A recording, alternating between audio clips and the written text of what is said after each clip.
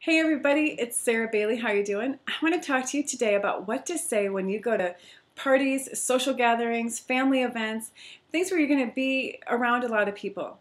And what do you say about your business opportunity or direct sales, network marketing, whatever you're in? What do you say about your business at these parties? The short answer is as little as possible. It's really tempting to go to these parties, and if you're in a new business and you're really excited about it, that you just want to tell everybody about it. But I'm telling you, the party is not the place to do that. That is the quickest road probably to losing friends and family members and good relationships with them. When you go to a party, what you're going to do, what you want to do is ask genuine, curious questions about the person you're talking to. Keep asking questions. If they ask questions about you, you can keep your answers very short, but turn it around with another question for them. People love to talk about themselves. So what you want to do is keep that spotlight, keep it directly right on that person you're talking to. If the spotlight comes on you, turn it back around and have it go back to the person you're talking to. And then people are going to call you a great conversationalist when all you're doing is asking questions. So how do you end up sharing your business with all these people that go to this party? This is what you do. You're going to ask them questions that will reveal needs that they may have or holes in their life somewhere that your business or your product or service may be able to help them with. Even if you know somebody needs your business, if they don't see it as a need, then they're just going to think that you're being pushy with them. So don't do that. So when you ask them questions, you can ask them questions that will lead to answers about needs they have with money, with time. Maybe they're looking for free time. Maybe they're looking for more vacation time. Maybe they're looking for extra spending money. So you can ask them questions that are geared towards finding holes that they may have. So here's an example. Let's say you're talking to a guy named Joe. And you say, hey, Joe, so tell me, are you going to take any great vacations this year? You're going to go to Tahiti? You're going to go anywhere tropical? And he may come back to you and say, oh, no, I wish I could, but I just don't have the money. You know, with the economy the way it is, there's no way we can go on vacation this year. So even though at this moment you may be tempted to talk to Joe about your business and how much money he can make with it, don't do it. Just put it in your mental Rolodex back there and just remember it for a future time. You can call him the next day or two, okay? So let's say the parties, oh wait, one other thing I want to say about the party is that if they ask you about your business, give like a 5 or 10-second answer.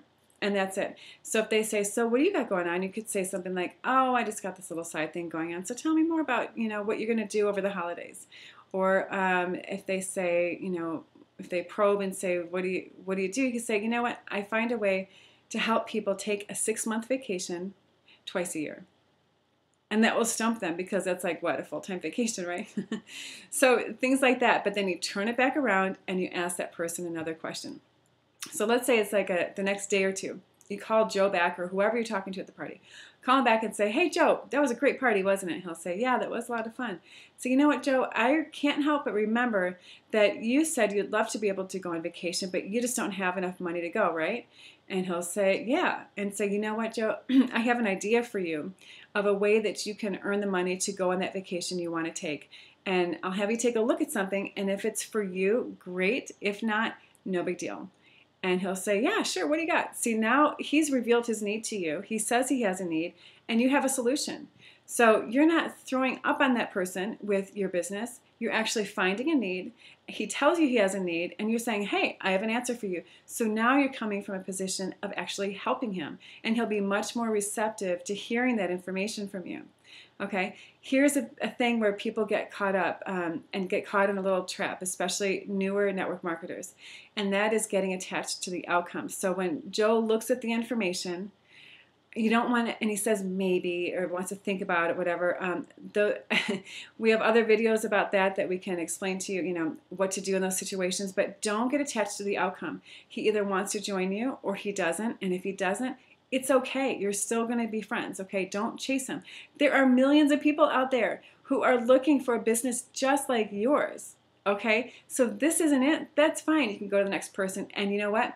If you pull back from Joe and you're like, cool, Joe, maybe the timing's not right. Maybe it's not for you. No big deal. So you go and you keep building your business, and who knows what may happen 6 months down the road. But anyway, I'm getting sidetracked. So back to the party.